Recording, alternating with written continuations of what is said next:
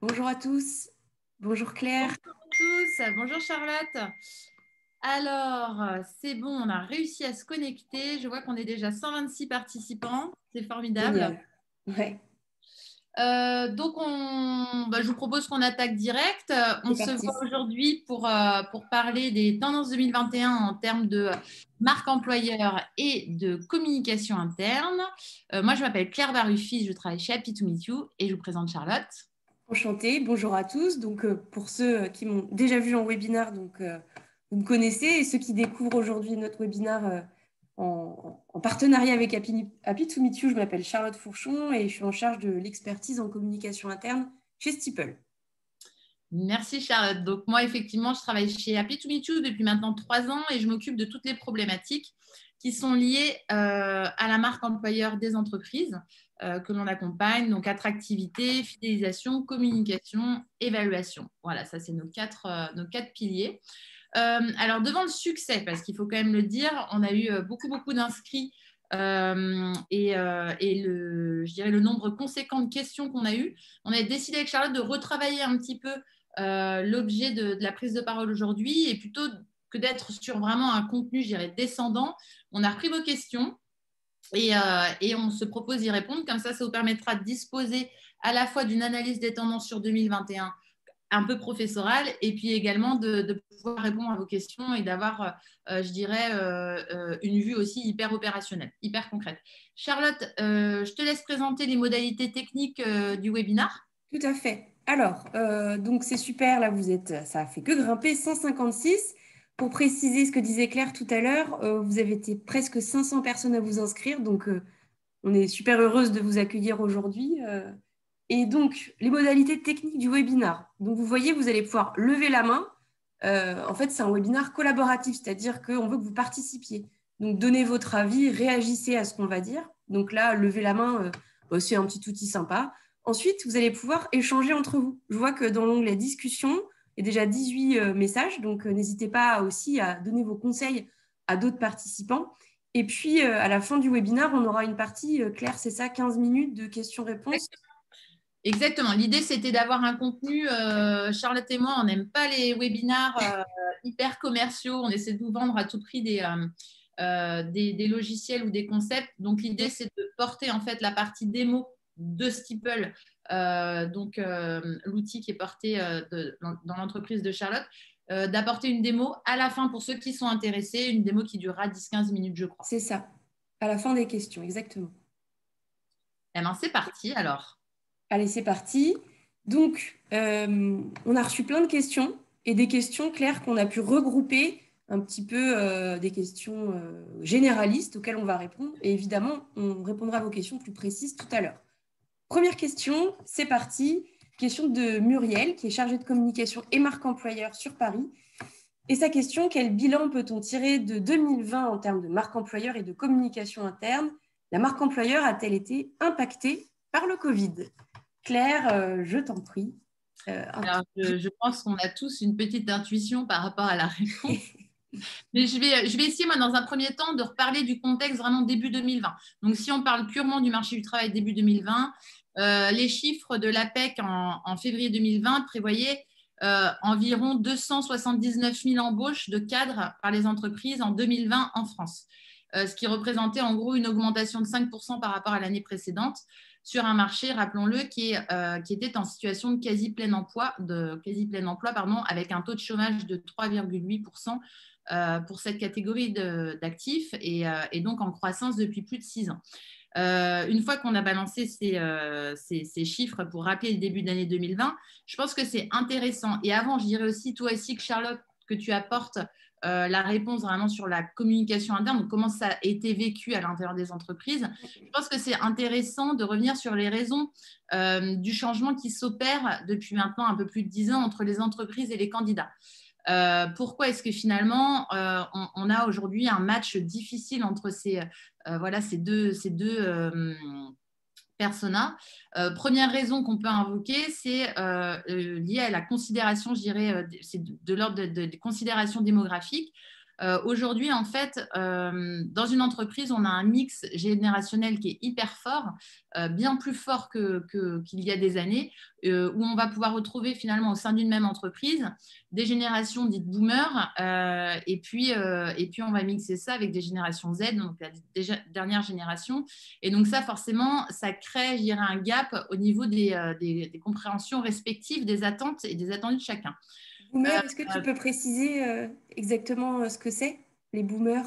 Ah, les boomers, bah, c'est souvent, les boomers sont souvent à la tête des entreprises. C'est des personnes qui vont avoir entre, allez, on va dire 55 et 65, 70 ans. Il y en a beaucoup qui partent à la retraite chaque année. Il y en a déjà beaucoup qui sont partis à la retraite. Mais effectivement, voilà, on a encore beaucoup de personnes dans les, voilà, issues de cette génération boomer dans les gouvernances et les présidences d'entreprises. Et effectivement, ces boomers-là voient arriver sur le marché du travail chaque année des générations dites Z qui ont bon, voilà, même si on ne peut pas faire de stéréotypes, on ne peut pas s'empêcher d'en faire quand on étudie quand même, oui, on a besoin de classifier. La génération Z a effectivement des attentes qui sont mais, tout à fait opposées aux attentes des boomers. D'accord. Ça peut créer, si tu veux, des petites frictions, dirons-nous, entre ces deux générations. Deuxième facteur qui peut expliquer le match difficile entre candidats et entreprises, c'est finalement des changements de comportement chez le salarié qui se caractérisent par une loyauté à la baisse. C'est un peu le syndrome Tinder, c'est-à-dire qu'en fait, merci LinkedIn, on a aujourd'hui la possibilité de rentrer en contact avec n'importe quel collaborateur de n'importe quelle boîte. Et ça, forcément, ça crée beaucoup plus de porosité, de perméabilité. Effectivement, les collaborateurs sont moins fidèles qu'avant.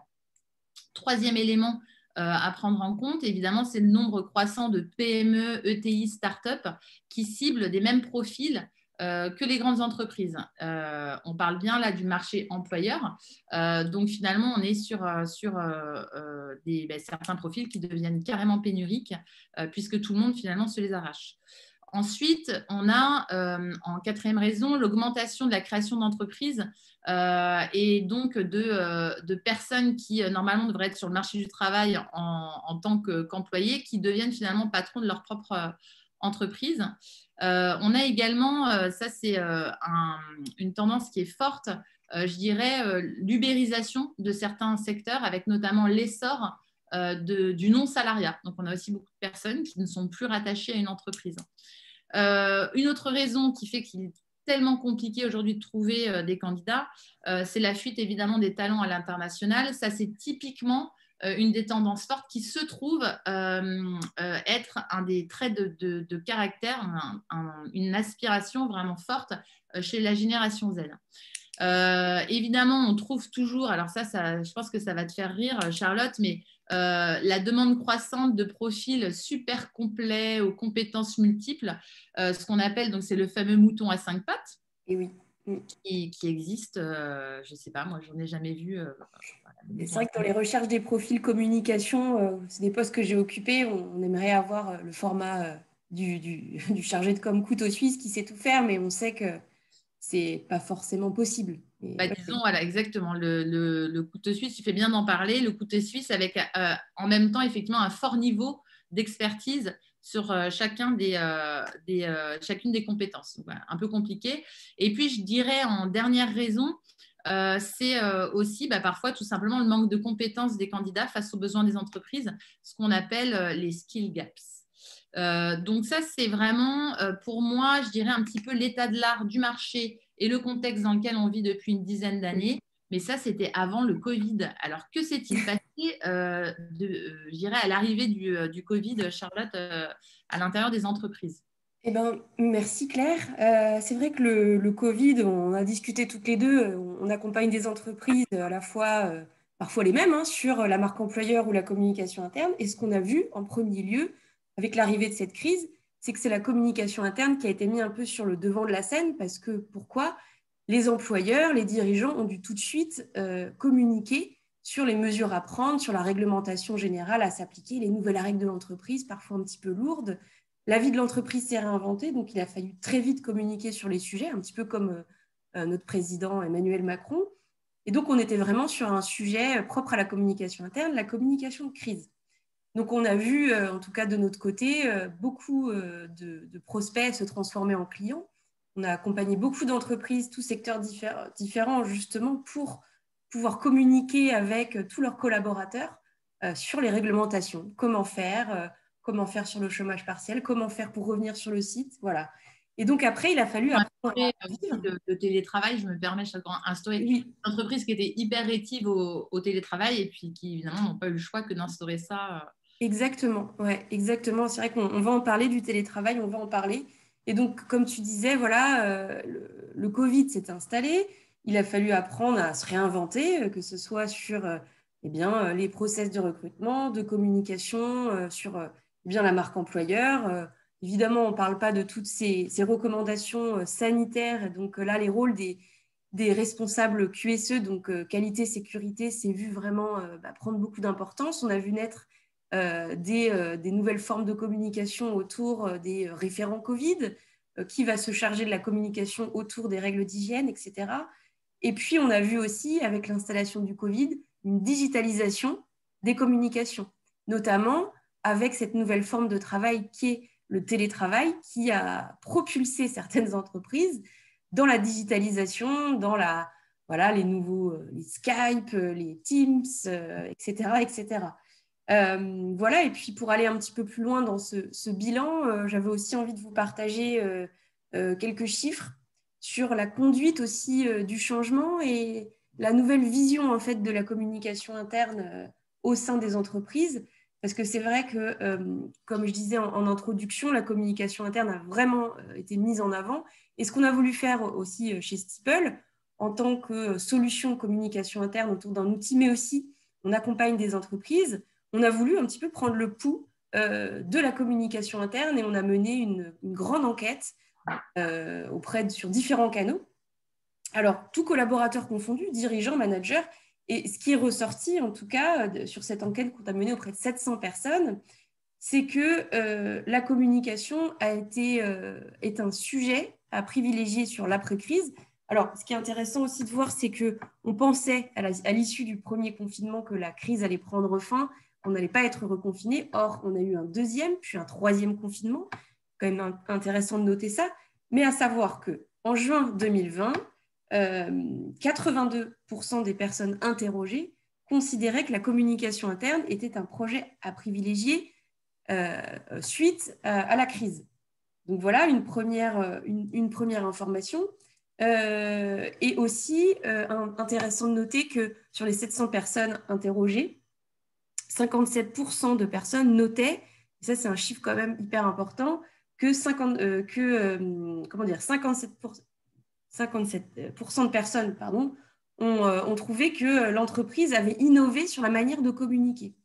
Voilà, et puis enfin, sur les outils, j'avais envie de terminer là-dessus, sur les chiffres.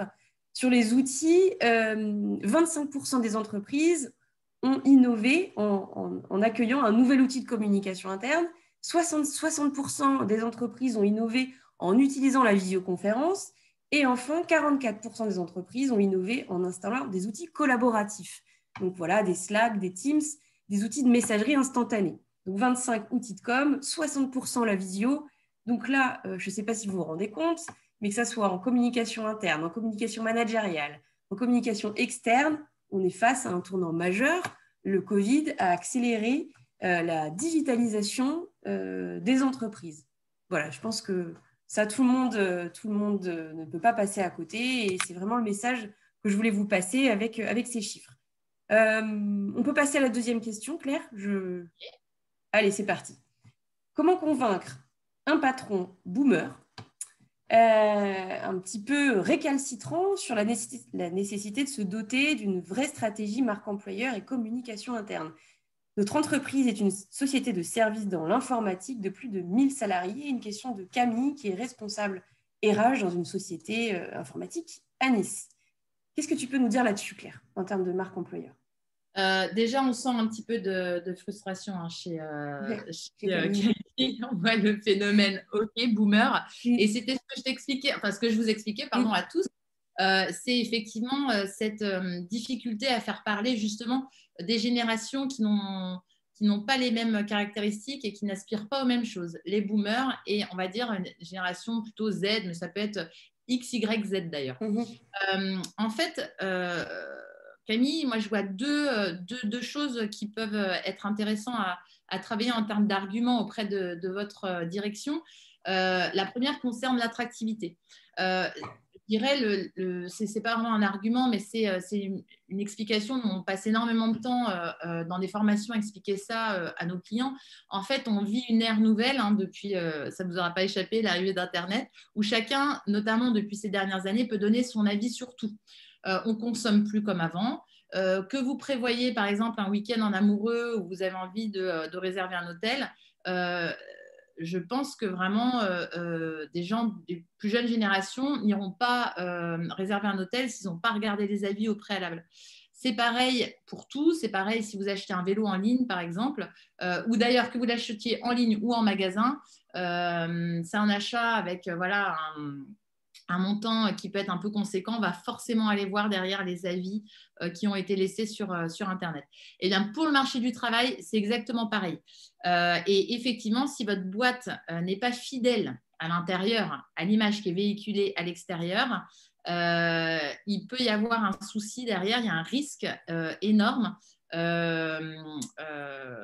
que l'un des collaborateurs de l'entreprise vienne mettre un avis sur Google, qui soit sur Google, d'ailleurs sur toutes les plateformes d'avis, hein, puisqu'on a Google, la plateforme d'avis employeur, parlons-en.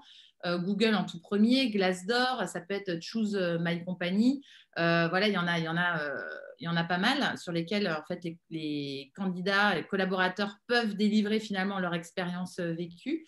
Et ce qu'on observe de plus en plus, et là c'est très criant encore plus cette année, c'est que finalement on va également trouver des avis qui seront au-delà des plateformes habituelles du milieu professionnel. Je vous donne par exemple l'exemple de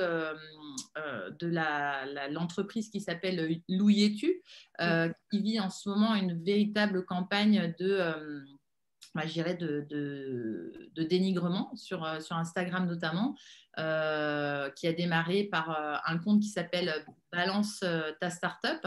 Et effectivement, cette entreprise est sous, je dirais, les feux des projecteurs parce que voilà, les collaborateurs sont allés sur Instagram dire finalement, il se passe des choses dans l'entreprise qui ne sont pas du tout fidèles à l'image qui est véhiculée à l'extérieur, il y a du harcèlement moral. Et puis, les produits que vous achetez, vous savez quoi, ils ne sont pas du tout fabriqués en France. Finalement, il n'y a que les petits fermoirs. Donc, en fait, on voit ici que la marque employeur prend le pas même sur le produit qui est vendu par l'entreprise. Ça a un effet notoire puisque finalement, le risque, il est même plus, je dirais, que auprès de la cible candidat, il vient également grignoter les consommateurs. Alors, un autre exemple qui est moins sous les feux des projecteurs actuellement parce qu'ils ont énormément travaillé leur marque employeur, c'est évidemment Amazon. Puisque Amazon, on a tous un petit peu rétif à utiliser le service quand on pense ou qu'on repense aux images qu'on a vues voilà, de management un peu féroce. Donc voilà, donc aujourd'hui, même un consommateur classique va, je dirais, étudier non seulement le produit qu'il achète, mais il va également s'interroger sur la façon dont sont traités les collaborateurs au sein même de l'entreprise. Des exemples comme ça, il y en a 30 000, ça va de Uber à Deliveroo, voilà. Et Claire, tu disais aujourd'hui que Instagram, pardon, Amazon était en train de se racheter un petit peu, redorer un peu son image. Comment ils sont en train de faire en ce moment alors? Ah ben, alors, je ne connais pas le plan précis, si tu veux, marque employeur d'Amazon. Ce qui est sûr, c'est que si vous regardez la télé, vous aurez vu depuis maintenant un peu plus de 6 mois une campagne télévisuelle Oui. pardon, qui présente finalement des collaborateurs d'Amazon, nous expliquer leur métier, nous expliquer ce que Amazon leur apporte en tant qu'employeur. Et ça, c'est très fort et ça montre bien effectivement que 2021, énorme tendance sur la marque employeur, puisque on peut s'interroger pourquoi est-ce que Amazon vient préempter finalement des spots publicitaires à destination d'une cible grand public pour parler de la façon dont il traite ses collaborateurs. Bon, il y a du travail, comme on se disait, de rattrapage par rapport à une image qui a été mal contrôlée à une époque, une image marque employeur. Et puis, effectivement, il y a cette idée qu'aujourd'hui, on ne peut plus consommer d'un produit si on sait que derrière, les gens, ils ont été maltraités pour produire ce produit. Donc voilà, je dirais ça, c'est un premier exemple très parlant, en fait, je dirais des risques qui peuvent être amenés à ne pas mettre en place une stratégie de marque employeur. Et effectivement, pour se prémunir de cela, je pense, Camille, qu'il est fondamental de se doter d'une stratégie sans attendre. Et voilà, une stratégie pour nous, ça commence par une phase d'exploration. Donc, un audit, savoir aller questionner, regarder tous les leviers de satisfaction, d'insatisfaction des collaborateurs dans l'entreprise.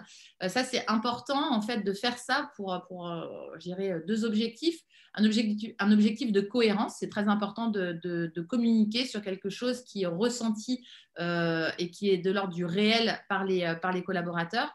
Et puis aussi derrière, parce que si vous n'embarquez pas vos collaborateurs en entreprise dès cette phase, en fait, où on interroge ces fameux leviers de satisfaction et d'insatisfaction, ce sera très compliqué de s'appuyer sur eux derrière pour aller venir dépiler une campagne de marque employeur, une campagne de communication. À la suite de cette phase d'audit, alors là, je vais employer des mots et des jargons. Vous m'arrêtez, vous me posez des questions si c'est un peu si c'est incompréhensible, mais on pourra faire ce qu'on appelle un EVP, donc Employee Value Proposition, donc c'est-à-dire en fait la plateforme de marque employeur, celle qui regroupe finalement les dimensions qui sont liées à votre employabilité. Ça, on pourra faire ce travail-là une fois que la phase d'audit aura été faite, et ce travail d'EVP, il va être très nécessaire, et ça, je pense les personnes qui sont en charge de la marque employeur dans les entreprises sont assez au courant. Il va être nécessaire derrière pour travailler justement l'attractivité et la fidélisation des collaborateurs. Mais une fois qu'on a fait ces deux phases, je dirais, d'audit et de VP, le défaut souvent des entreprises, c'est d'oublier en fait de l'animer. C'est-à-dire qu'en fait, on a des boîtes qui dépensent beaucoup d'argent dans la réflexion autour de ce qui va pas dans la boîte, et puis derrière, sur de la production de contenu. Puis finalement, entre les deux, il n'y a rien. Et ça désincarne complètement la stratégie, notamment auprès des collaborateurs. Et il faut vraiment effectivement veiller à mettre en place des plans pour faire en sorte que les personnes clés de l'entreprise s'imprègnent et soient porteuses vraiment des clés d'identification marque employeur. Et puis après vient le temps de la communication avec la production de contenu qui sera adaptée, puisqu'on aura eu des éléments de réponse dès la phase d'audit, et puis évidemment la mise en place d'outils pour venir évaluer son travail, parce que sinon ça ne sert à rien ce qu'on fait. Et puis j'irai juste Camille, et puis après je te passe la main Charlotte. Il y a également une façon d'aller convaincre son patron boomer, et je dirais, a fortiori quand on connaît les problématiques des ESN, puisqu'à priori, société de services informatiques, il y a quand même des gros soucis de turnover qui sont liés notamment au fait que les personnes, les employés travaillent dans des missions, ils sont loin de chez eux, donc il y a beaucoup de concurrence également. Ce qu'on peut amener comme argument auprès de votre patron, c'est que la démission d'un employé coûte cher. Démission d'un employé, son remplacement. On estime que remplacer un employé coûte environ 37,5% de son salaire. Et effectivement, c'est clair qu'on voit que le turnover a de nombreuses conséquences financières, organisationnelles et humaines dans l'entreprise. Donc, effectivement, c'est important de mettre en place une stratégie pour faire en sorte de consolider l'existant. Et je dirais, avant de chercher à attirer des candidats, si on a une fuite derrière, ça ne sert à rien de remettre de l'eau. C'est-à-dire qu'il faut vraiment travailler d'abord sur la rétention. Et puis je dirais, là, je vous ai parlé d'éléments qui sont vraiment de l'ordre de la stratégie. Parfois, dans les petites boîtes ou dans les boîtes moyennes. Ce n'est pas le cas certainement d'une boîte de 2000 personnes, mais dans les PME qui ont peut-être moins de temps à consacrer à cette problématique de marque employeur, on peut mettre en place des outils ou du contenu très simple et très efficace. La vidéo, on y reviendra plus tard, mais c'est une des grandes tendances aussi depuis quelques années pour gagner en attractivité tout en valorisant des profils de collaborateurs. Voilà, moi, je dirais les deux éléments de réponse. Charlotte, je te laisse compléter avec ta vision comme interne. Comme interne, merci Claire. Alors oui, ça peut paraître un petit peu confusant. On se dit la marque employeur, comment la différencier de la communication interne, comment inclure la communication interne dans la marque employeur. J'avais envie de revenir en fait un petit peu sur la chose principale à comprendre entre marque employeur et communication interne. En fait, la communication interne, ça permet de valoriser une stratégie de marque employeur. On est d'accord là-dessus, Claire? Oui, tout à fait. OK. Et donc, pour revenir un peu sur la définition de la marque employeur, très simplement, en fait, c'est l'image de marque de l'entreprise, mais ici qui cible les futurs ou actuels collaborateurs. On est vraiment sur de l'image. Donc, c'est comment on va véhiculer à l'externe et en interne l'image de l'entreprise, l'image de marque de l'entreprise. Donc, et c'est aussi le message que j'ai envie de vous lancer. Donc, c'est d'abord un travail et une démarche interne. Comme disait Claire, je rebondis un peu sur ce qu'elle disait. Si vous recrutez, mais vous vous dites, bah, tiens, il y a toujours une fuite d'eau, c'est peut-être que le problème, en fait, il vient de l'interne.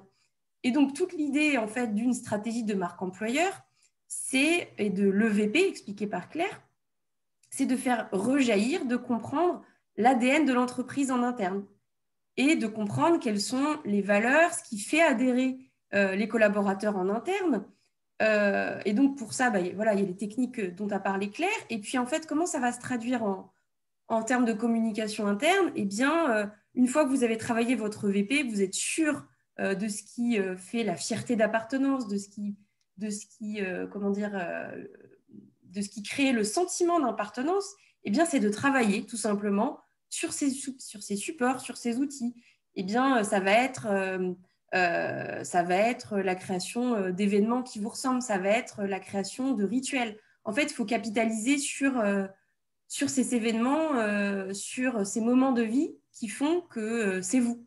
Donc, par exemple, ça peut être une charte d'entreprise, ça peut être un culture book, ça peut être un événement, ça peut être un style de management, ça peut être des rituels. En fait, il faut absolument veiller, et c'est comme une secret sauce, c'est comme un secret qu'il faut garder, c'est-à-dire, si vous savez ce qui fonctionne en interne, il faut absolument conserver ça. Aujourd'hui, par exemple, on parle, tenez un exemple, on parle de culture d'entreprise. Moi, je travaille dans une jeune entreprise qu'on peut qualifier de start-up, donc Steeple, et on ne fait que grandir en ce moment, et on se pose la question de comment conserver cette culture d'entreprise alors qu'on est en train de passer de 10 à 20 à 30 à 40 collaborateurs. Mais en fait, c'est ça la marque employeur et la communication interne. Qu'est-ce qui fait qu'on est nous? Eh bien, on va célébrer les anniversaires des collaborateurs. On achète un gâteau. On aime beaucoup aussi, on met l'accent sur l'onboarding des collaborateurs. Comment on va accueillir chaque collaborateur? Ça passe de l'onboarding avec l'office manager, administratif, quelles sont les relations qui vont se tisser avec les managers, enfin voilà. Et ça peut aussi passer très simplement par eh bien, faire une présentation du nouvel arrivant avec une courte présentation sur l'outil de communication interne. Voilà. Et donc, je me permets de te couper 2 petites secondes, Charlotte. C'est tout à fait vrai ce que tu dis. On voit également aussi que ce qui fait l'entreprise dans sa marque employeur, ça peut être également, je dirais, comme là tu décrivais les rites, ça peut être aussi l'histoire en fait de l'entreprise. On voit, nous par exemple, on est intervenu auprès de boîtes et en faisant l'audit, on s'est rendu compte que des éléments marquants de l'histoire de l'entreprise, donc j'ai toujours 2 exemples en tête. Il y en a un, il y avait eu un méga incendie dans l'entreprise, donc un événement vraiment grave qui avait vraiment marqué beaucoup les collaborateurs. Et un autre exemple qui est un exemple pareil peu heureux d'un directeur commercial qui était parti avec la caisse, comme on dit. Et en fait, sympa. Et en fait, on se rend compte que ces deux événements finalement malheureux dans l'entreprise, eh bien, avaient été dans l'histoire de l'entreprise des éléments aussi finalement fédérateurs. C'est-à-dire que c'est quelque chose, il y a eu un avant, il y a eu un après, et que ce soit un incendie où effectivement ils se sont tous vraiment rassemblés pour trouver des clés en fait et faire preuve d'une agilité hors norme.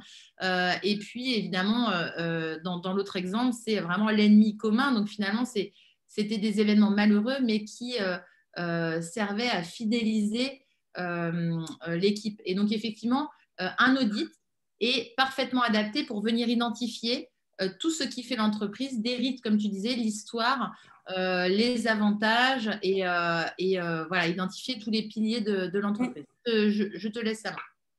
Merci Claire. Et pour terminer là-dessus, ce qu'il faut comprendre, c'est qu'une bonne communication interne aura forcément un impact sur toute votre stratégie de marque employeur. Donc déjà, premièrement, ça la rendra plus attractive. Il y aura une bonne cohérence entre la com interne et la com externe. Ne l'oublions pas, la marque employeur, ça comprend aussi la com externe. Donc des salariés beaucoup plus fidélisés, qui deviennent aussi ambassadeurs, qui peuvent aussi faire mettre en place de la cooptation, qui sont plus aptes à coopter des proches, en fait. Donc, finalement, des coûts de recrutement beaucoup plus bas et un turnover en baisse. Et donc, finalement, on obtient quoi? Une meilleure fierté d'appartenance et un sentiment d'appartenance aujourd'hui qui est beaucoup plus fort et je pense qu'il est important parce que la communication interne et les liens sont mis à mal dans l'entreprise aujourd'hui avec cette crise. Voilà. J'ai envie de passer à la troisième question. En plus, je pense que là, on est vraiment sur une question, je pense aussi, vous attendez un petit peu tout. C'était le titre de notre invitation à ce webinaire. Une question de Virginie. Donc, quelles sont les grandes tendances pour construire une marque employeur forte en 2021? Virginie, qui est DRH dans la finance, dans une société de finance à Paris. Claire, est-ce que tu peux nous donner les grandes tendances 2021 pour la marque employeur? Aucun souci. Donc Virginie est DRH, c'est ça. Ouais. Cette question, elle pourrait aussi bien être posée par des DRH que par des directions des directeurs de la com. Donc il y a deux niveaux de réponse. Moi, je vais commencer par, je dirais, des réponses plutôt liées à la com, mais qui, je l'espère, réussiront quand même à intéresser les DRH. La tendance numéro 1, qui est une tendance qui se vérifie depuis, forcément, depuis que les choses ont changé, depuis qu'on fait attention à son collaborateur, à son candidat, c'est le focus sur le collaborateur. Grande tendance qui s'assoit véritablement en 2021. On observe, mais vraiment plus que jamais, que la star de la boîte, c'est pas le patron, c'est le collaborateur. On peut imaginer pourquoi, ça crée plus d'identification pour celui qui regarde. On va pouvoir se dire ah, c'est exactement ce type de collègue que j'aimerais avoir, ou se dire tiens, voilà, moi je me reconnais vraiment dans ses propos. Ça peut être également pour le collaborateur, je dirais, quand on fait le focus sur le collaborateur, forcément c'est valorisant, ça semble idiot de le dire, mais voilà, c'est un double enjeu. Deuxième tendance, évidemment la vidéo, donc on en a déjà un petit peu parlé, qui est vraiment la star incontestée du contenu en 2021. Si possible, évidemment, une vidéo courte. On observe également que cette vidéo se démocratise au point que les formats se multiplient. Ça peut être de la vidéo dite totem où on présente vraiment votre entreprise sous vraiment en travaillant les aspects attractivité, fidélisation, donc à destination d'une cible candidat collaborateur, en montrant effectivement ce que votre équipe a de sympa à offrir. Et puis on observe également que l'imperfection et aussi dans la tendance. Alors, je m'explique. Les contenus, effectivement, je pense que la période de Covid et puis ce qu'on est en train de vivre, malheureusement, tous actuellement, c'est-à-dire le fait de travailler beaucoup en télétravail, d'être loin les uns des autres, sans possibilité de se toucher ni même de s'approcher, ça fait que finalement, chacun devient le propre créateur de son contenu. Donc, l'imperfection, c'est OK. C'est même voilà, quelque chose qui fonctionne bien. Des vidéos avec un grain pas forcément adapté, des espèces de petits mouvements comme ça c'est OK. Voilà, on n'est pas forcément sur des contenus très léchés. On peut être sur des contenus vite fait avec son téléphone, il n'y a aucun souci. Troisième tendance, l'empathie. Voilà, l'émotion et la gratitude, c'est deux valeurs stars de ce début d'année. On se remercie, on se soutient, on se dit qu'on s'aime, on en fait des tonnes niveau empathie. Regardez tous les spots télé parce que forcément, c'est une tendance générale. Actuellement, on a des spots télé qui font 2 minutes, c'est nouveau, avec vraiment des musiques qui sont associées. On a envie de pleurer à la fin des spots télé. Ben, c'est exactement la même chose niveau outils créa, marque employeur. Tendance 4. Tu l'as évoqué tout à l'heure, Charlotte. Forcément, 2020 est passé par là. Le visio, on ne va pas dire qu'il prend le pas sur la vraie vie, mais on n'en est pas loin. Quelle boîte n'a pas aujourd'hui d'outils de communication interne type Teams, Slack, Hangout, ou alors des réseaux internes type Yammer. Voilà, le niveau d'installation de ces supports de com internes ont explosé et le pourcentage d'adoption des outils effectivement est dingue. Et on a vu effectivement qu'il y avait comme on le disait, des entreprises qui n'étaient pas du tout parties pour aller dans cette voie-là et qui n'ont pas du tout eu d'autres possibilités que de les adopter à la va-vite en 2020. Et puis, je dirais 5e tendance en termes de com, comme RH, c'est les formations qui explosent. On a eu un 2020 qui était très slow et comme disait Coluche, cette année c'était très bien, l'année prochaine ce sera pire. Donc on sait maintenant qu'on peut aussi utiliser ce temps-là, donc c'est-à-dire ce temps de travail où on ne peut plus aller sur les événements, où voilà, on est obligé de vraiment se réinventer pour travailler vraiment sur la formation de ces équipes. Donc il faut travailler vraiment, je dirais, en profondeur à la montée en compétence de son équipe, que ce soit sur voilà, le social media. On a du mal à envisager une stratégie de salarié ambassadeur sans un programme de formation derrière le social media adapté. Et puis voilà, des formations comme ça, il y en a beaucoup. 2021, c'est vraiment je dirais une invitation à se former. Et puis, je vais donner quand même une réponse aussi pour nos, enfin voilà, une réponse plus RH sur le conseil RH. C'est qu'il faut effectivement venir toujours dans cette mouvance un peu où on est un peu plus slow, on prend plus le temps de faire les choses, venir interroger ses process RH. Ça peut être également retravailler ses annonces. Vous savez que l'annonce, c'est vraiment the premier contenu que vont voir les candidats vous concernant, et c'est aussi un contenu qui est lu par les moteurs de recherche, hein. Ils fonctionnent comme Google, Indeed et compagnie, donc il faut vraiment prendre le temps de les retravailler. Si vous avez la possibilité de le faire en interne, c'est très bien. Il y a des choses qui existent sinon sur Internet, et il y a des formations qui sont également données pour retravailler ces annonces. On peut également retravailler tout ce qui est lié à l'onboarding. Ça semble important en 2021, je pense, de quand même pouvoir se doter d'un parcours candidat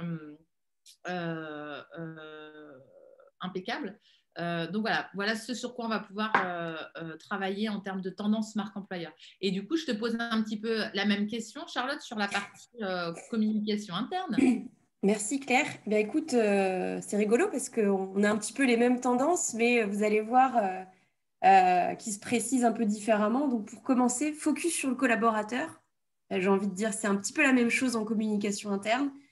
On a envie d'une communication plus humaine. J'accueille parfois des clients en témoignage en webinaire. Ils nous disent, on a mis en place Steeple, on a mis en place des outils de communication justement pour valoriser les collaborateurs. On se rendait compte qu'avant, on ne le faisait pas vraiment. On se détache peu à peu de l'idée d'une communication interne très corporate, très institutionnelle.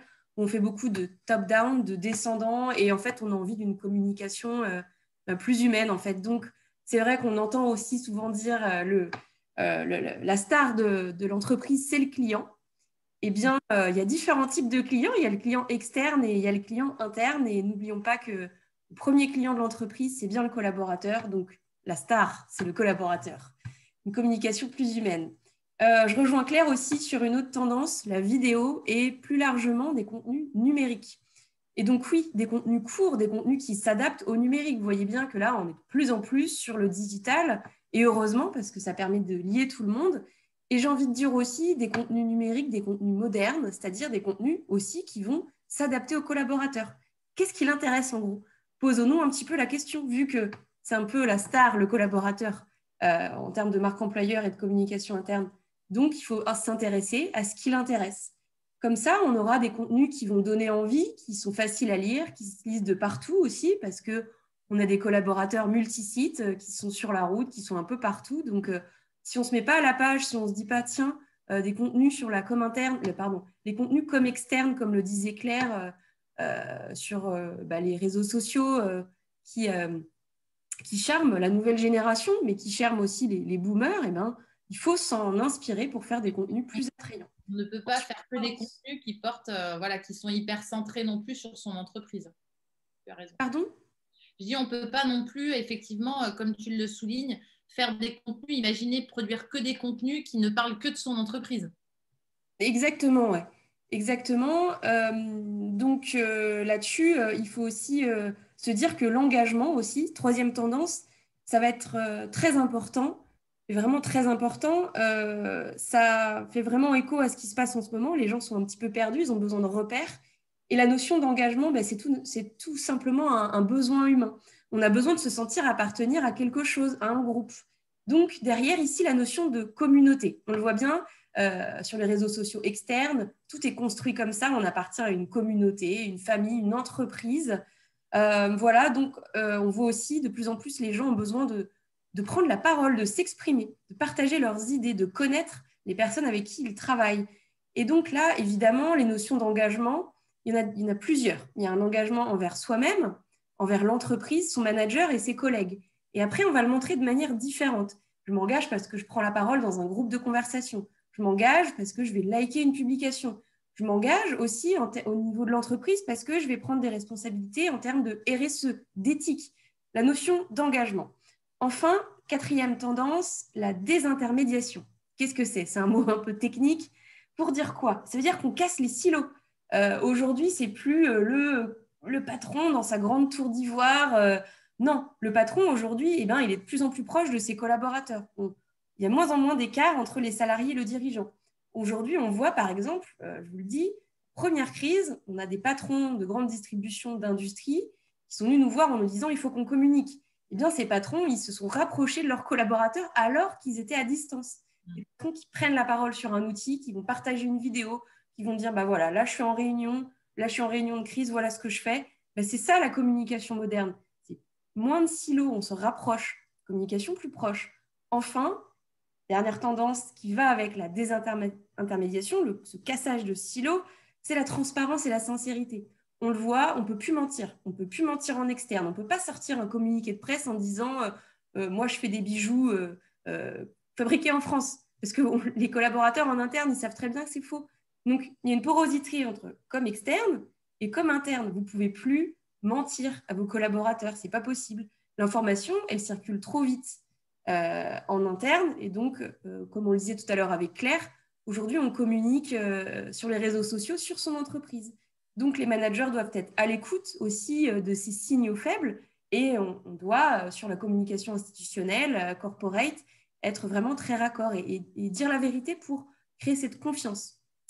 Voilà, on est terminé pour les tendances. Je vois l'heure filer. On a plein de choses à dire. Quatrième question, je te la pose, Claire. Sur cette conférence, mes principales interrogations portent sur la marque employeur. À ce jour, elle n'existe pas dans mon magasin. On a quelqu'un de la grande distribution qui compte même plus de 200 salariés et nous sommes amenés à recruter régulièrement. Je suis preneuse de conseils concrets et simples à mettre en place. Une question d'Isabelle. Donc là, Claire, est-ce que tu peux nous partager, tu accompagnes beaucoup d'entreprises avec Happy to Meet You sur des conseils concrets, marque employeur, des exemples de vos clients à mettre en place? Alors, effectivement, comme je l'expliquais tout à l'heure, donc je vais essayer de faire simple en sachant que je pourrais écrire un bouquin là-dessus. Il y a peut-être y penser pour 2021, un livre, pourquoi pas. Pas mal. En fait, effectivement, pour cette personne qui donc est dans la grande distribution, il y a toujours une phase, voilà, comme je disais, de questionnement et un temps pour agir en fait en marque employeur. Donc, se questionner, par où commencer? On peut commencer par analyser ses process RH, voilà, voir comment est-ce que tout ça fonctionne, voir à cartographier les process et puis trouver les leviers d'amélioration. Ça, c'est une chose, je pense, importante à faire. comme je vous disais tout à l'heure, on peut mettre en place une enquête interne ou un audit en confiant ça à une entreprise effectivement naturellement extérieure pour venir interroger je dirais sa cible collaborateur, voir ce qui va pas dans l'entreprise, ce qui peut être amélioré, comprendre aussi la culture globale de l'entreprise, ce qui est, par exemple, on peut venir tester des futurs axes de communication. Est-ce que ça, ce sera acceptable pour vous? Est-ce que ça, c'est donc ça, on comprend que c'est inacceptable. Voilà, essayer de comprendre un petit peu la perception collaborateur. Ce même travail-là, on peut le faire à l'externe, donc une enquête externe. Venir tester la perception du candidat, venir tester la perception en faisant une enquête de marque sur le côté vraiment marque employeur, voir comment votre marque ressort auprès de panels. On peut, je pense que c'est important de dresser un portrait du candidat, le fameux, ce qu'on appelle le persona. Et puis, on peut effectivement venir aussi mettre en place une veille concurrentielle pour comprendre comment vous vous situez sur votre marché, non pas votre marché habituel. Voilà, là, peut-être que si c'est cette dame travaille pour Leclerc, on ne parle pas d'Intermarché, mais comprendre finalement quels sont vos concurrents employeurs autour de vous, ceux qui vous empêchent de recruter comme vous le souhaitez et qui font que vous perdez des collaborateurs.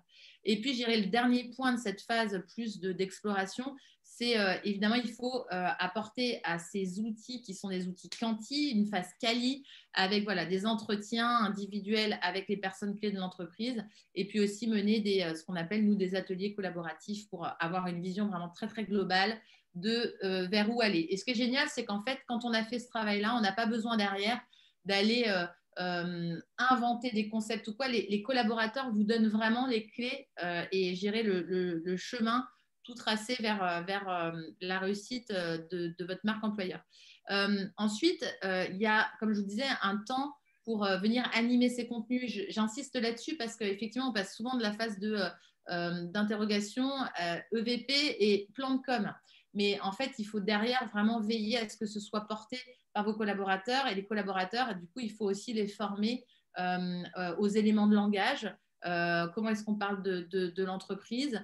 Il faut les former aux réseaux sociaux sur lesquels vous souhaitez aller si eux ne sont pas forcément des cadors sur ces plateformes-là, mais il faut voilà, les accompagner. Et donc derrière, effectivement, il y a la phase de communication où on doit donc produire du contenu. Du contenu, ça peut être, comme on disait tout à l'heure, de la vidéo. Je vous ai parlé des vidéos totem, mais ça peut être de la vidéo simplement corporate qui présente votre entreprise à destination d'une cible grand public, une cible transverse d'ailleurs qui va voilà, du candidat au collaborateur en passant par le grand public. Mais ça peut être de la web série, ce qui est idéal pour présenter par exemple des portraits de collaborateurs. Un truc qui fonctionne très bien aussi, c'est les tutos, venir expliquer des principes simples et faire parler vos collaborateurs pour expliquer des choses à un public cible. On a également des outils collaboratifs. Tu les as cités tout à l'heure, Charlotte. Donc, tout ce qui est lié, tout ce qui est livret d'accueil, guide du manager, charte d'engagement, ça c'est hyper fort dans, je dirais, le parcours collaborateur et puis dans les phases d'onboarding. Il y a évidemment des goodies qui peuvent venir soutenir votre entreprise, des mugs, des t-shirts, des briquets, des masques, en sachant que l'audit vous permettra de voir aussi vers quel outil aller. Et puis à l'externe, travailler, comme je vous disais, ces réseaux sociaux. Les réseaux sociaux, encore une fois, ce n'est pas que LinkedIn. Je sais que nous, on fait des formations sur Instagram, qui est un outil qui est adoré des sociétés sur la partie marque employeur. On fait également des formations sur TikTok. Voilà, il ne faut pas négliger aussi, je dirais, les nouveaux canaux. Et puis, évidemment, travailler son site Internet et son parcours candidat et collaborateur. Parcours candidat, il ne démarre pas sur votre site Internet. Le parcours candidat, il démarre d'une requête Google. Donc, comment de cette requête Google, vous amenez votre candidat en un minimum de clics à candidater. Ça, c'est je dirais, un des chemins à suivre pour vous en 2021. Voilà pour moi, Charlotte. Je te passe la main. Oui, merci Claire. Je vois l'heure un peu tourner. Je vois qu'il y a énormément de questions qui se posent. Est-ce qu'on peut, je te propose d'ouvrir peut-être les onglets questions-réponses. Okay. Comme ça, parce que je vois les questions arriver. Donc, non, j'avais pas donc je vous propose là, on répond à vos questions et puis avec Claire, on va régulièrement se passer la main et je vois qu'il y a plein de choses qui concernent la marque employeur. Alors, une question d'Audrey. Comment faire changer les mentalités concernant justement ce mouton à 5 pattes introuvable? Je réponds. Bah, je Oui, pense vas-y. ça passe forcément par un accompagnement et par de la formation. Il faut pouvoir expliquer, en fait, les entreprises aujourd'hui sont plus que jamais invitées à se réinventer. La transformation digitale est passée par là. Et effectivement, ces patrons boomers se sont adaptés et ont été très, je dirais, résilients et très innovants. Maintenant, effectivement, moi, je suis intervenue dans une entreprise où le patron me disait, moi, la génération Z, jamais. Donc là, il s'agit d'expliquer que si jamais la génération Z, c'est la fin du coup annoncée de l'entreprise et que effectivement les changements que l'entreprise et ce patron notamment boomer a du mal à mettre en place et à accompagner vers la réussite, et que c'est justement cette génération-là qui est porteur de ces changements. Je m'explique. Ces nouveaux collaborateurs de la génération Z, ils sont perçus comme, voilà, il y a un respect absolu des heures de travail, c'est-à-dire qu'ils ne feront pas, si voilà, c'est mis 17h30 dans leur contrat, à 17h29, ça commence à ranger des petits crayons et puis à regarder la montre pour partir. C'est une génération qui est hyper aussi, comment dire, partante, voilà, qui a besoin de télétravail. Je dirais a fortiori quand le réseau Internet est meilleur chez eux que dans l'entreprise. Et ça, pour des patrons, c'est vraiment effectivement impensable après des générations. Moi, j'appartiens à cette génération où voilà, il y a encore des gens qui, effectivement, le soir font des heures sup pour montrer qu'ils sont là et qui n'assument pas en fait de respecter les horaires qui Le fameux présentéisme. voilà, exactement. Et en fait, il faut, voilà, je pense, expliquer ce que cette génération a de bon à apporter à ces patrons un peu rétifs. Et ben, justement, Claire, j'ai une question d'un spectateur anonyme. Comment redonner envie à des collaborateurs aigris et négatifs et qui ont tendance finalement à freiner le dynamisme et la motivation apportée par les nouvelles recrues? Ah, ben ça, C'est assez j'adore. rigolo parce que Alors, oui, je t'ai Vas-y, coupé, vas-y, pardon. c'est pour toi. Ok. Alors moi j'adore les collaborateurs un peu rétifs, ceux qui sont effectivement aigris, qui dès qu'il y a une idée un peu innovante freinent et cassent directement le process créatif. En fait, eux justement, quand on met en place des audits dans une entreprise, ben, il faut les inclure dès le début. C'est-à-dire qu'on parlait tout à l'heure d'ateliers collaboratifs. Eux, il faut qu'ils soient là, il faut qu'ils soient vraiment bien représentés, parce que finalement ces collaborateurs-là, c'est des gens qui ont des choses à dire. Ça fait longtemps qu'ils portent des choses et qu'ils ne se sentent pas forcément entendus. Et c'est effectivement important de leur donner la parole. Ils ont bien souvent des choses très importantes à dire. Donc, j'irai en les intégrant dès la phase d'exploration des ateliers collaboratifs, la phase d'audit. On va pouvoir récupérer des informations intéressantes pour la suite, pour bâtir la stratégie. Et j'irai aussi on va les acquérir à la cause. C'est-à-dire que de toute façon, si vous ne les intégrez pas dès le début, c'est foutu. Ils vous mettront des bâtons dans les roues dans la phase où vous devrez dépiler le plan de communication et les améliorations RH dans l'entreprise. Donc, c'est absolument nécessaire de les intégrer dès le début dans le process. Merci Claire. Et c'est vrai que les collaborateurs aussi, pour répondre à la question de la personne avant, qui n'a pas envie d'accueillir des collaborateurs génération Z, mais c'est justement ces collaborateurs-là qui apportent aussi une force à ces collaborateurs plus négatifs. Donc c'est important d'avoir un mix en fait de collaborateurs. J'ai une question de Chloé qui nous demande, bonjour, comment savoir les retombées des supports de communication interne mis en place? Comment savoir si les collaborateurs sont intéressés par les informations transmises? Je me permets de répondre, Claire, sur cette question qui est intéressante, qui tourne autour de la mesure. Alors, mesure de la communication interne, je pense qu'on peut mesurer aussi la marque employeur. Peut-être que tu pourras nous répondre là-dessus. Pour mesurer la communication interne, ce n'est pas compliqué. Eh bien, il faut mettre en place des outils de mesure. Et pour ça, j'en parlais tout à l'heure, le digital, les outils de communication interne digitaux vous permettent de prendre facilement le pouls. C'est-à-dire qu'aujourd'hui, vous allez publier eh bien, ça va donner lieu à des likes, des commentaires, un nombre de vues sur les différents canaux. C'est ça qui va vous permettre, au jour le jour, de mesurer la communication interne. Alors certes, pour amorcer un projet ou, on va dire, donner une big picture sur l'année, vous avez les enquêtes terrain, donc les sondages, vous avez des instituts qui vous permettent ça, ou tout simplement un Google Form, une enquête diffusée à tous vos collaborateurs sur l'année. Donc ça, c'est important d'avoir ces deux niveaux, une enquête globale totale sur l'année, et puis avoir un outil aussi qui vous permette, un outil de com de mesurer. Et comment savoir si les collaborateurs sont intéressés par les informations transmises? Ben, ces likes, en tout cas sur les publications, si vous prenez un outil, vont vous permettre de récupérer cette information. Et puis, justement, faites un avant-après. Voyez en fait si les communications avant étaient plus likées, plus commentées, et faites aussi cet état des lieux maintenant. Puis je peux vous dire par expérience que ce qui intéresse aussi les collaborateurs, eh bien, c'est les collègues, c'est la vie de l'entreprise, c'est aussi s'approprier la stratégie et les décisions de l'entreprise. Vous ne pouvez pas imaginer à quel point les collaborateurs nous disent moi, je ne connaissais pas la stratégie de l'entreprise, ni la vision, et maintenant, grâce à la nouvelle communication mise en place, j'ai pu découvrir tout ça. Les chiffres sont vraiment consternants là-dessus.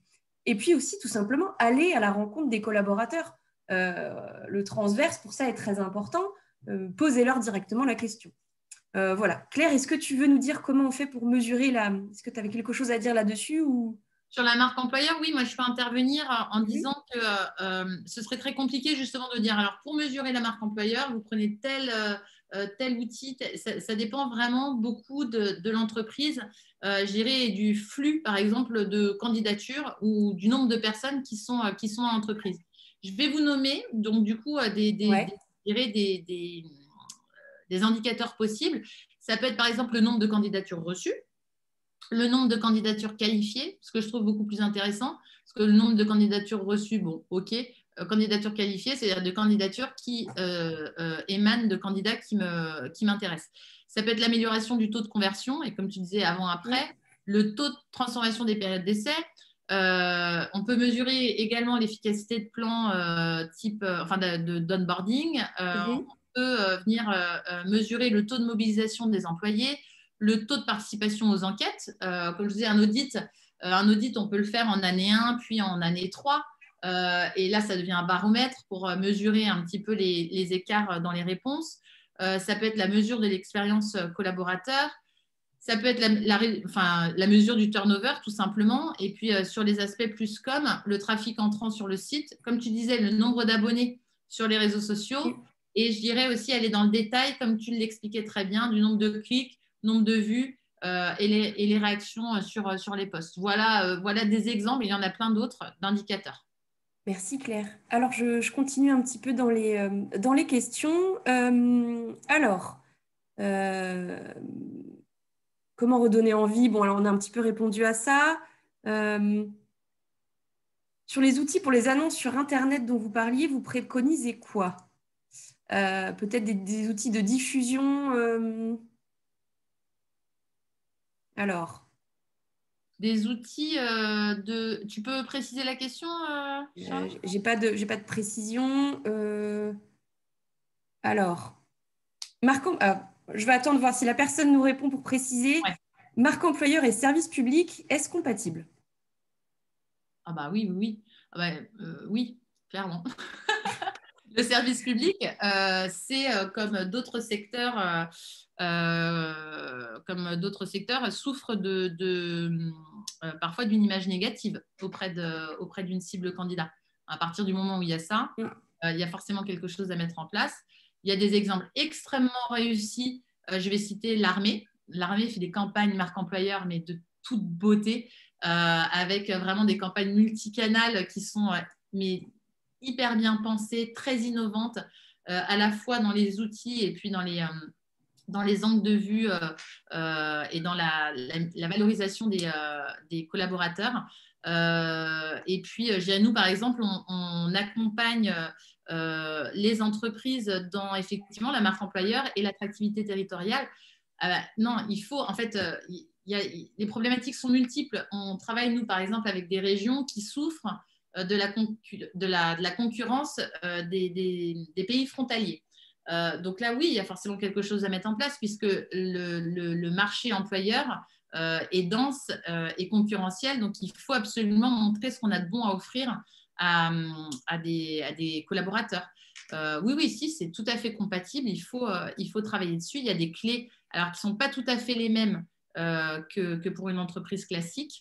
Mais en tout cas, ça passe toujours par la phase vraiment de compréhension de ce qu'on a de bon à offrir et puis voilà, aussi des leviers d'amélioration. La construction d'un EVP, c'est la même chose. Et puis derrière, un plan de com et puis mesure de ce qu'on a mis en place. Merci Claire pour la réponse. Je prends peut-être une dernière question. Il est déjà midi. On verra peut-être pour les questions non répondues avec nos organisateurs Julien et Claire, peut-être pour y répondre d'une autre manière. Question d'Ophélie. Bonjour, nous disposons d'un réseau social d'entreprise en interne. Nous essayons de dynamiser le groupe, mais nous n'arrivons pas à avoir de retour de nos employés. Quelles sont les actions que nous pouvons mettre en place sur ce réseau social pour toucher nos collaborateurs? Bon, alors là, Ophélie, j'ai différentes questions à vous poser pour mieux connaître votre problème. Mais déjà, ce que je vois, c'est que peut-être vous n'arrivez pas à toucher tout le monde. Déjà, posez-vous la question, quelles sont les habitudes de vos collaborateurs? Sont-ils sur un seul et même site? Avaient-ils déjà un outil digital avant? Je vois aussi que vous avez une problématique de dynamisation. Il y a, comment dire, vous avez du mal à avoir des retours ou peut-être que l'interaction manque. Encore une fois, ici, la question à vous poser, c'est pensez l'outil pour vos collaborateurs. J'imagine à la lecture que vos collaborateurs n'ont pas l'habitude d'un réseau social d'entreprise. Donc là, en fait, il faut voir aussi peut-être que les collaborateurs n'ont pas la même chance que d'autres collaborateurs beaucoup plus connectés. Et pour ça, en fait, il faut envisager les choses différemment. N'hésitez pas aussi, encore une fois, à aller mesurer directement l'impact de la communication interne dans l'entreprise. Comment était-elle avant? Partez-vous de zéro? Et donc, pour ça, les managers aussi sont une force pour connaître l'envie des collaborateurs, pour savoir ce qu'ils ont envie d'avoir comme information. Peut-être qu'il y a des problématiques de communication interne, comme une mauvaise ambiance dans les équipes, problème de recrutement, un turnover. En tout cas, vous avez besoin d'aller creuser et d'aller sur le terrain pour savoir ce qui ne fonctionne pas. Et aussi, vraiment là, sur sur les problématiques d'outils de communication interne, peut-être que votre outil n'est pas adapté. Voilà. Peut-être une dernière question pour Claire, et puis on va on va terminer le webinaire, j'arrive plus à parler. Il y a énormément de questions. Tenez, j'en ai une de Corinne. Que pensez-vous du rôle de Chief Happiness Officer pour la cohésion et la marque employeur? Claire, est-ce que tu veux répondre à cette question? Ah, mais je serais enchantée d'y répondre puisque j'ai moi-même été Chief Happiness Officer. Donc, Ok.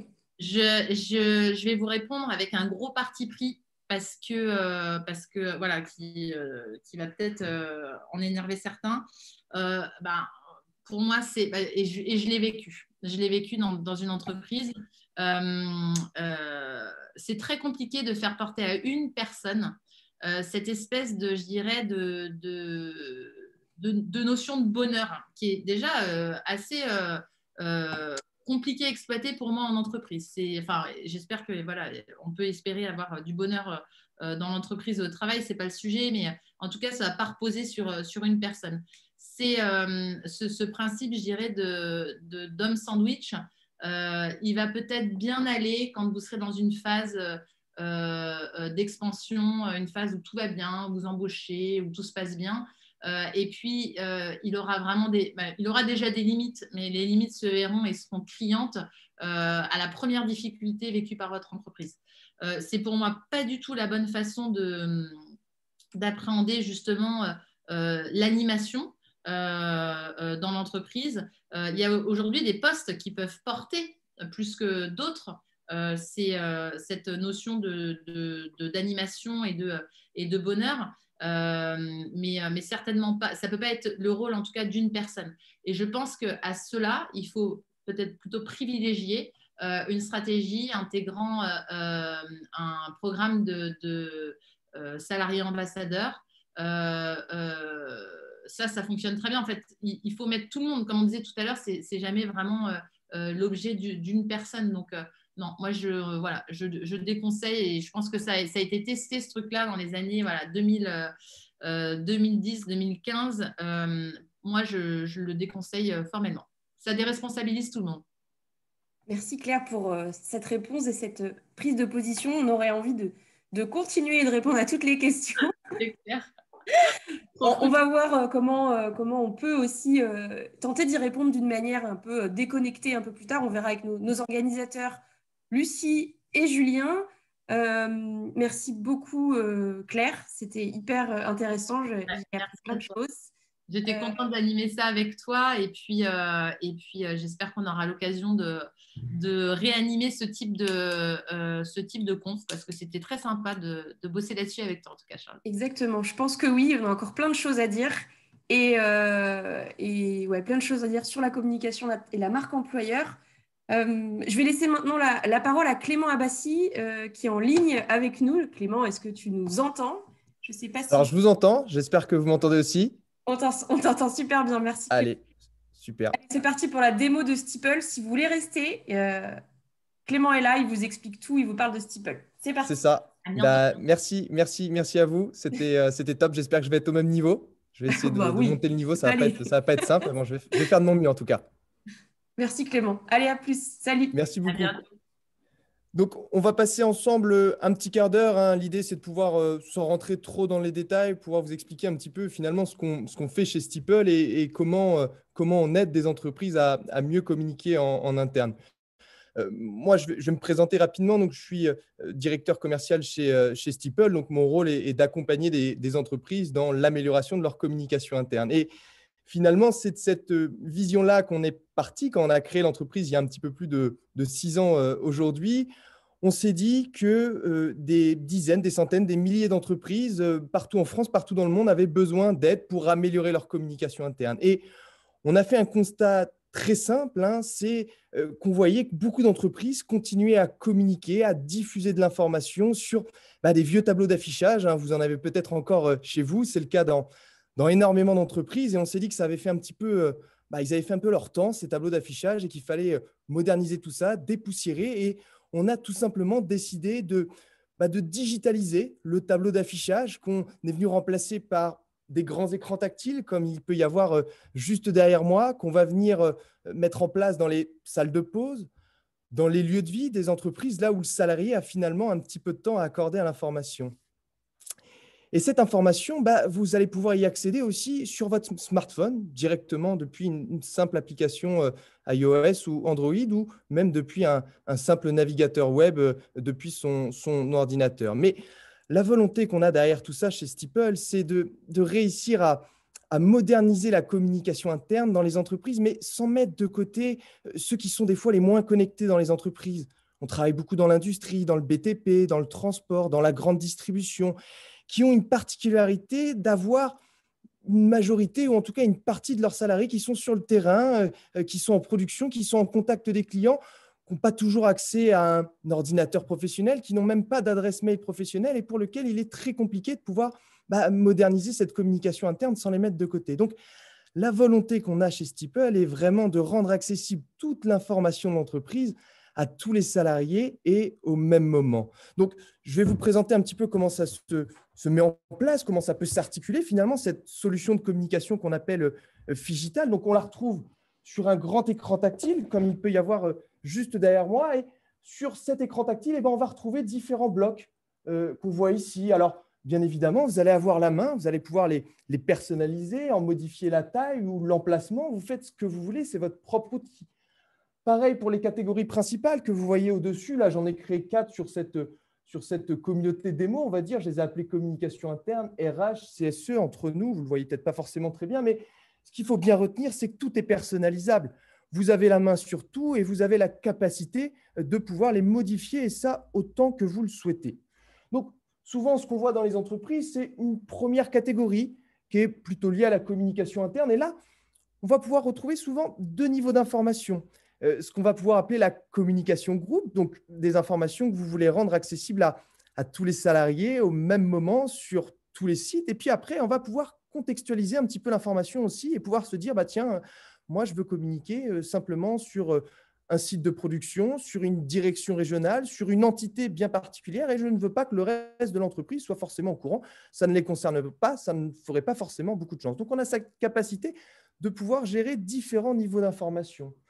Donc, en lien avec cette catégorie communication interne, j'ai créé quelques sous-catégories. Donc, je parlais tout à l'heure de l'actualité du groupe ou de la vie du site. On parle de nous, ça peut être des articles de presse qu'on peut retrouver. On a même cette capacité via Steeple de créer des passerelles, d'envoyer vers des liens. Donc, ça, c'est une petite vidéo qu'on avait fait il y a quelques jours pour parler du Flex Office chez Steeple qu'on a mis en place depuis quelques semaines et qui fonctionne plutôt bien. Et on a vraiment cette capacité d'envoyer, de créer des passerelles vers des pages HTML et notamment vers des vidéos comme celle-ci qui sont hébergées plutôt sur LinkedIn. Pourquoi pas mettre en avant des actualités commerciales de l'entreprise, le lancement d'un nouveau produit, d'une nouvelle gamme d'offres, laisser la place aussi à la qualité pour qu'ils puissent communiquer, diffuser leurs propres informations. Et puis, d'ailleurs, ça passe par la manière dont on va alimenter cet outil. Parce qu'en communication interne, il y a deux possibilités. Soit vous dites qu'il y a une personne dans l'entreprise qui centralise tout et puis après qui charge d'alimenter, de diffuser les informations sur tout l'outil. Nous, ce n'est pas ce qu'on va vous recommander chez Steeple. On va plutôt vous dire de mettre en place une équipe de contributeurs, différentes personnes avec des rôles clés dans l'entreprise et qui vont avoir la responsabilité et la capacité surtout de pouvoir alimenter l'outil. Donc, ça peut être un DRH, ça peut être, je ne sais pas moi, un directeur de site, ça peut être un responsable qualité, un directeur commercial, des personnes qui ont besoin de communiquer, de diffuser de l'information, tout simplement. Pour continuer sur la présentation, on a aussi une deuxième catégorie qu'on voit souvent. Là, c'est la partie RH. On va pouvoir y communiquer tout simplement, présenter les nouveaux arrivants. Ça, c'est quelque chose de très simple, mais qui est diablement efficace dans les entreprises. On l'a vu, et je pense que vous l'avez vu aussi des dizaines de fois, de croiser des collègues sans savoir forcément que c'était des collègues, en se demandant si c'était plutôt des visiteurs, des clients. Et c'est vrai que ça, c'est la base, mais c'est super important en communication interne. On peut communiquer sur des infos RH, on peut faire des portraits métiers, encore une fois, pour donner du sens, pour créer du lien entre les salariés. Et ça, c'est des éléments aujourd'hui qui sont essentiels. C'est ce que vont chercher les salariés au quotidien dans une entreprise, dans un travail. Ils ont envie de connaître leurs collègues, ils ont envie de comprendre comment fonctionne l'entreprise, quel est le but derrière tout ça. Et on va pouvoir le communiquer directement depuis cet outil. Ça peut même être de l'affichage réglementaire aussi qu'on peut communiquer. Autre élément que je peux vous partager, et ça fait partie des grandes valeurs ajoutées de Steeple, c'est l'accompagnement qu'on va mettre en place autour de la solution. Nous, la volonté, elle n'est pas simplement de se dire, bon, bah, tiens, on vous fournit la solution, on va vous expliquer comment ça fonctionne, et puis après, débrouillez-vous pour communiquer, c'est votre métier, ce n'est plus notre responsabilité. On a mis beaucoup de moyens, et ça depuis la création de l'entreprise, sur de l'accompagnement qui va se matérialiser chez nous avec un coach qui sera chargé de vous suivre tout au long de notre collaboration. Donc, il va vous accompagner du démarrage sur la phase d'onboarding pour vous donner toutes les billes, toutes les astuces, tous les éléments pour faire en sorte que le lancement soit réussi, qu'on arrive tout de suite à capter l'attention des salariés. Et puis après le lancement, le coach sera là aussi pour vous accompagner, vous faire en sorte que cet outil fonctionne et fonctionne surtout sur la durée, parce que c'est tout le sujet sur des outils comme ça, plutôt innovants. C'est une fois qu'on a passé l'effet nouveauté, au bout de 2, 3, 4 mois, comment on fait pour conserver l'attention des salariés? Comment on fait pour avoir toujours autant de personnes qui contribuent, qui diffusent de l'information? C'est sur tous ces éléments-là que le coach sera chargé de vous accompagner pour faire en sorte que ça fonctionne sur la durée. Et ça, c'est un élément important. Pour continuer sur la présentation, donc, je vous ai présenté quelques fonctionnalités. On pourra revenir un peu plus en détail. Et d'ailleurs, je vous pousserai un lien sur lequel vous pourrez réserver un créneau téléphonique si vous souhaitez avoir un petit peu plus d'informations sur la solution. Mais pour venir un petit peu plus alimenter finalement les informations sur cet outil, je vais tout simplement vous montrer comment on diffuse de l'information sur Steeple. Je vais le faire directement depuis mon application smartphone. J'aurais pu le faire aussi depuis mon ordinateur. C'est le même principe. Donc, c'est un fil d'actualité. Je vais essayer de m'approcher au maximum qui va vous permettre de retrouver toutes les informations qui sont déjà accessibles sur cet écran tactile. Et directement depuis mon smartphone, j'ai la capacité de pouvoir créer du contenu, une publication Donc, il y a différents champs qui vont s'afficher que je vais pouvoir personnaliser, un titre, du texte. Je vais pouvoir y ajouter une vidéo, une photo que je peux prendre directement depuis mon smartphone, une image. On peut y ajouter un petit GIF, une image animée, il y a un document PDF, même mettre en place un sondage et poser une question aux collaborateurs. Ça aussi, c'est très efficace en communication interne de laisser la possibilité aux salariés de pouvoir s'exprimer, de pouvoir interagir finalement avec l'actualité. On va en faire une ensemble de publications pour vous montrer la simplicité aussi de publier. Et ben on va faire un sondage. Comme ça, je vais vous montrer finalement comment ça fonctionne, ce système de sondage. On va vous souhaiter à tous la bienvenue, bienvenue chez Steeple. Et puis, je vais poser une question. Je vais vous demander, est-ce que ça vous plaît? Est-ce que ça vous plaît? Point d'interrogation. Hop. Et puis là, directement, depuis ma publication, je vais pouvoir créer un sondage. Donc là, on va me laisser la possibilité d'ajouter 2 réponses, mais j'aurais pu en mettre une 3e, une 4e, une 5e. C'est comme un doodle, c'est à peu près le même principe. Donc moi, je vais mettre 2 réponses, je vais mettre oui, et puis je vais mettre c'est top. De toute façon, vous ne pouvez pas forcément dire, c'est moi qui vais choisir les réponses. Donc, je vais faire les questions et les réponses. Et puis, pour lier et donner un petit peu plus de poids à ma publication, je vais y ajouter une petite photo que je vais prendre directement depuis l'application smartphone Steeple. Je vais prendre l'écran qui est derrière moi, qu'importe, ce n'est pas très grave. Donc, la photo est automatiquement uploadée, va se redimensionner automatiquement pour s'afficher correctement sur le smartphone, sur l'ordinateur et bien évidemment sur l'écran tactile. Et une fois que j'ai fait ça, je vais pouvoir choisir dans quelle communauté je vais diffuser mon information, quel périmètre je vais choisir pour cette information. Est-ce que ça concerne tous les salariés de l'entreprise ou est-ce que ça concerne simplement qu'une petite partie? Quand j'ai choisi ma communauté, mon périmètre de diffusion, je vais pouvoir là aussi choisir dans quelle catégorie, je présentais rapidement tout à l'heure, dans quelle catégorie je vais pouvoir diffuser cette information. Moi, je suis administrateur, on va dire que j'ai le droit de diffuser partout, mais je parlais tout à l'heure de contributeurs. Les contributeurs, eux, qui auront été nommés par l'administrateur, n'auront la possibilité que de diffuser dans une catégorie, dans un périmètre qui aura été défini en amont. Donc, une fois que j'ai choisi ma communauté, que j'ai choisi ma catégorie de diffusion, il me reste 2 possibilités. La première, je programme ma publication pour qu'elle apparaisse un petit peu plus tard. Je me dis, ce n'est pas le bon moment, je vais plutôt attendre lundi matin pour la diffuser, ou je la diffuse tout de suite pour qu'elle soit accessible à l'instant même par les salariés. Donc, moi, je vais le faire tout de suite. Et vous allez pouvoir voir derrière moi sur l'écran tactile, en quelques secondes, vraiment en quelques secondes, ma publication va pouvoir apparaître avec la question que j'ai pu poser aux collaborateurs. Donc, j'ai ma petite photo qui n'est pas géniale, mais bon, je l'ai fait rapidement. Et puis, effectivement, donc, la question que j'ai posée, le sondage que j'ai soumis, alors vous ne le voyez peut-être pas forcément très bien, je vais essayer d'avancer un petit peu. Voilà. Donc, le sondage. Et donc là, on va laisser la possibilité aux collaborateurs de pouvoir répondre à la question qui a été posée. Mais ce qu'il faut bien que vous reteniez sur un outil comme Steeple, c'est que dès que je vais vouloir interagir sur l'outil, il faut forcément que je sois inscrit, que j'ai été invité par l'administrateur à faire partie de la communauté. À ce moment-là, j'ai configuré un mot de passe qui me permet de me connecter sur mon application smartphone et sur mon ordinateur, et un code à 4 chiffres qui, lui, va me permettre d'interagir directement depuis l'écran tactile. C'est-à-dire que moi, si je veux répondre ici à la question, il va falloir que je confirme à chaque fois mon identité avec un code à 4 chiffres que j'ai renseigné au moment de mon inscription. Et de cette manière-là, chaque interaction qui est faite sur Steeple est faite de manière non anonyme. Et ça, c'est pour éviter 2 choses. La première, elle est évidente, c'est que les salariés puissent voter 50 000 fois au même sondage. Ça n'aurait plus aucun sens, plus aucun intérêt. Et puis, la deuxième raison, elle est encore plus importante finalement, c'est pour éviter toute forme de débordement sur l'outil. L'idée, c'est de se dire que sur cette solution, à chaque fois qu'on va diffuser ou en tout cas contribuer, on le fait toujours avec son nom et son prénom. Et donc, de cette manière-là, les salariés s'autorégulent puisque ça reste un outil professionnel. Et puis, le fait de le faire avec leur propre identité, ça évite toute forme de débordement. Et ça, c'est essentiel. C'est diablement efficace aussi pour collaborer avec des entreprises comme lesquelles on le fait aujourd'hui. Donc, pour continuer sur cette présentation, vous présentez quelques catégories qu'on a l'habitude de retrouver aussi. Peut-être le CSE, pour certaines entreprises, c'est important de laisser la possibilité au CSE de communiquer, de diffuser leurs informations. Donc là, on peut leur laisser une catégorie pour qu'ils puissent alimenter, mettre en avant leurs offres, leurs contenus, leurs actualités, leurs documents légaux aussi. Pourquoi pas un PV d'AG, ça on peut le diffuser et on peut bien évidemment venir le consulter, le lire directement depuis un écran Steeple comme je peux le faire juste ici. Dernière catégorie que je vais pouvoir vous présenter, qu'on a l'habitude aussi de voir dans les entreprises, c'est celle qu'on appelle l'entre-nous, qui peut s'apparenter à la rubrique des petites annonces que vous avez peut-être déjà, vous, dans votre entreprise, de manière officielle ou officieuse d'ailleurs, sur les tableaux d'affichage ou sur des groupes WhatsApp, Facebook qui se montent en parallèle.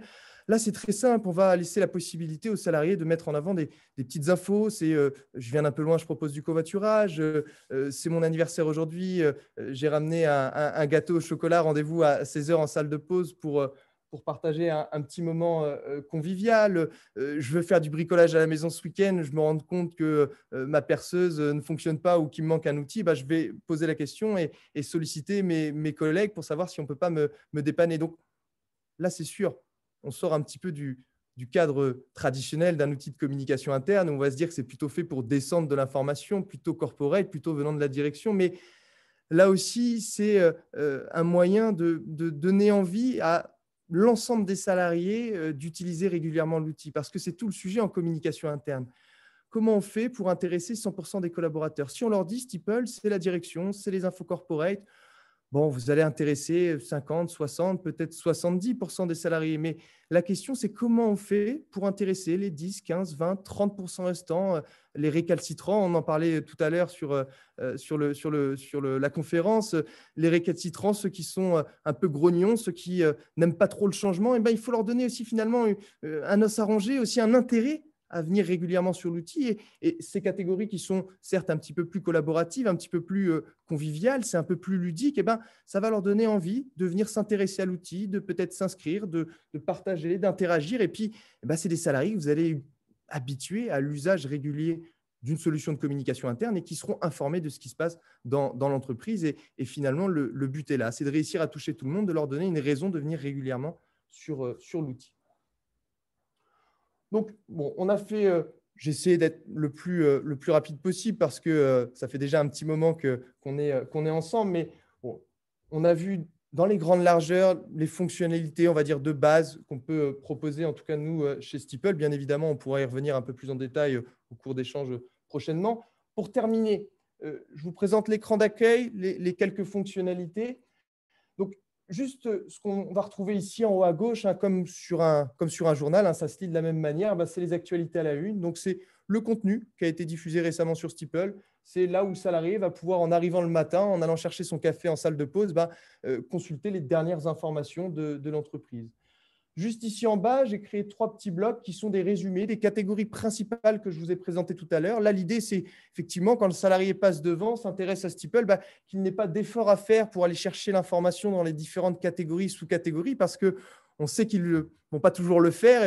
On leur rend accessibles les informations juste ici. Et puis, quand quelque chose les intéresse, ils appuient dessus et l'information va apparaître en grand directement sur l'écran.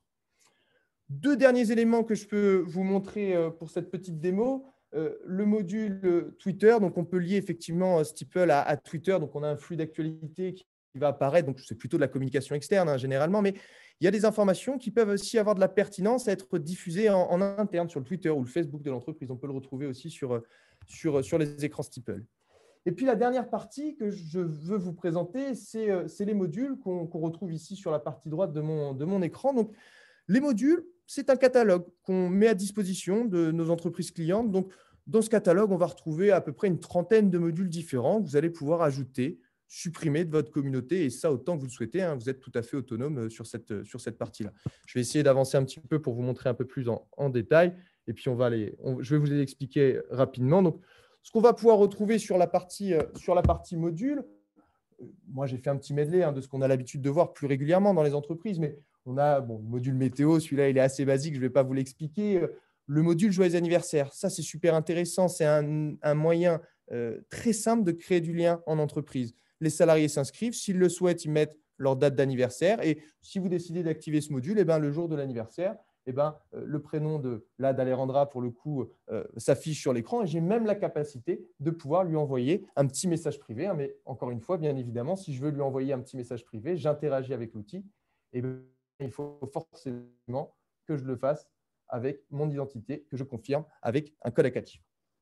On peut retrouver des modules qui sont plus liés à l'organisation de l'entreprise. Ça peut être des réservations de salles de réunion. Ça, c'est très pratique. Quand on n'a pas ce type d'outil déjà en interne, ça permet de gagner du temps. la boîte à idées qui permet de révolutionner un petit peu le système de boîte à chaussures où on mettait les petits messages, où c'est quand même relativement chronophage et pas toujours très efficace. Là, les idées qui sont soumises, d'ailleurs, sont plus visibles par tous les salariés. Donc, c'est intéressant. Ça permet de faire remonter de l'information.